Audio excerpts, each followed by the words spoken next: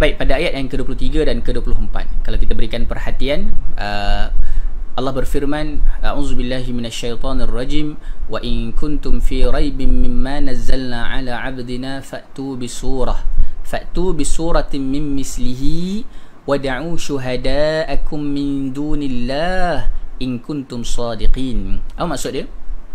Pada ayat ke-23 itu, dan jika kamu tetap dalam keraguan tentang Al-Quran yang kami wahyukan kepada hamba kami, iaitu Nabi Muhammad sallallahu alaihi wasallam.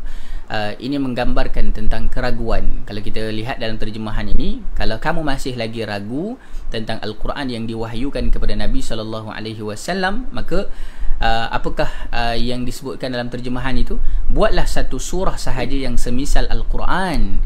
Kalau kamu rasa ragu lagi, tak percaya juga, maka buatlah satu surah yang macam Al-Quran. Dan ajaklah penolong-penolongmu selain Allah.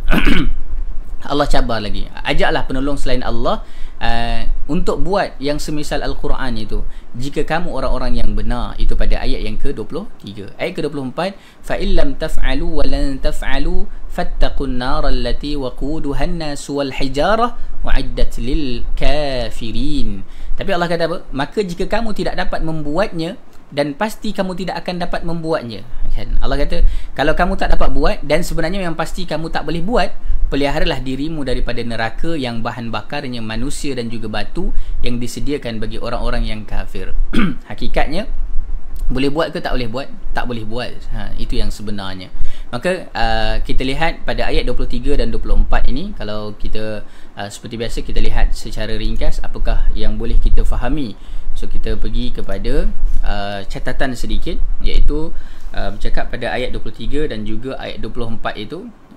Yang pertama, ini bercakap tentang orang yang masih ragu-ragu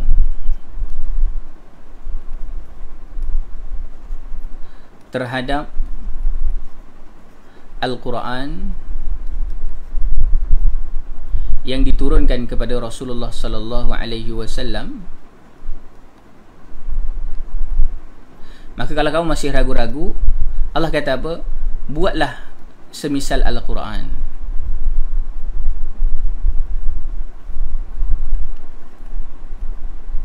Kalau kamu rasa tak mampu, panggil semua penolong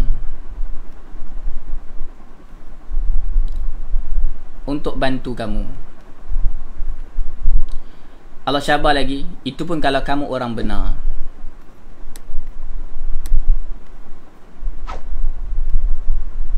So kita dah dapat dah satu kefahaman berkaitan ayat 23 itu.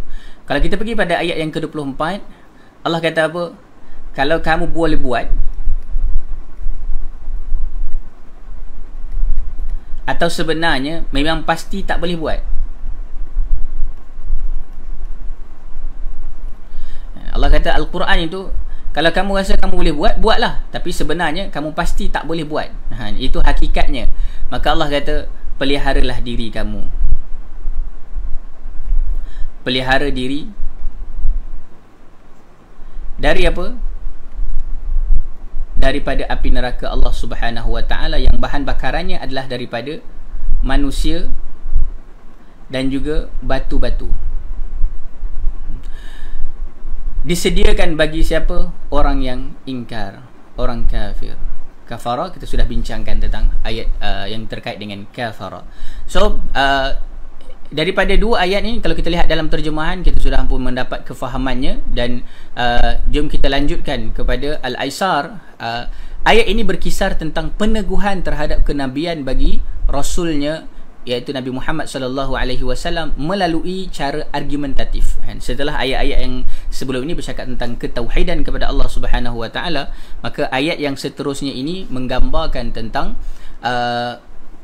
kenabian Nabi sallallahu alaihi wasallam. Maka apakah cara Allah meneguhkannya itu? Yang pertama, Allah menegaskan tentang keraguan yang ada terhadap Al-Quran yang telah diturunkan kepada hamba kami dan Rasul kami, iaitu Nabi Muhammad sallallahu alaihi wasallam.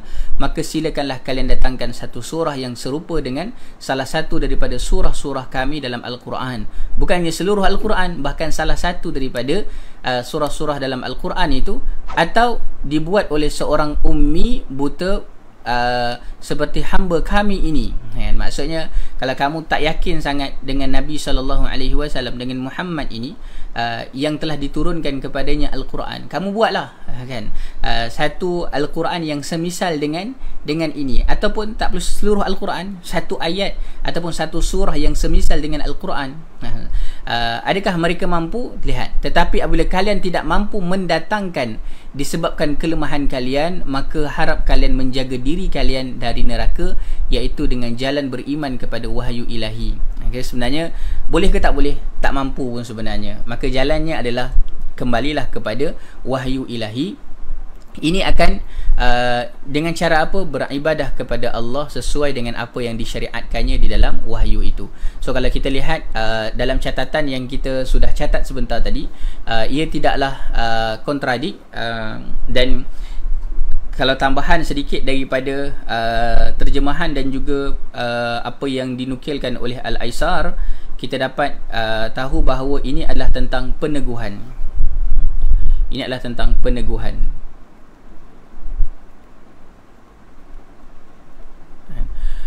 Peneguhan kepada Nabi SAW untuk meneguhkan tentang kenabian Rasulullah SAW, maka Allah sebut tentang Al-Quran dan diberikan cabaran.